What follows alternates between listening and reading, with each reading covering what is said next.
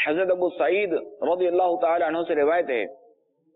کہ نبیوں کے سلطان رحمت عالم میان سردار دو جہان محبوب رحمان صلی اللہ تعالی علیہ وآلہ وسلم کی بارگاہ اقدس میں عرض کیا گیا کہ کون سے بندے اللہ عز و جل کے نزدیک افضل اور قیامت کے دن بلند درجے والے ہیں؟ تاجدار مدینہ صلی اللہ تعالی علیہ وآلہ وسلم نے فرمایا اللہ عز و جل کا بہت ذکر کرنے والے مرد اور بہت ذکر کرنے والی عورتیں۔ آپ علیہ الصلوۃ والسلام کی بارگاہ میں پھر عرض کیا گیا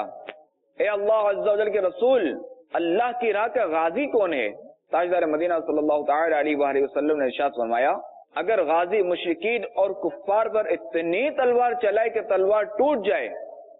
اور خون میں رنگ جائے تب بھی اللہ عز و جل کا ذکر کرنے والا اس سے درجے میں زیادہ ہوگا۔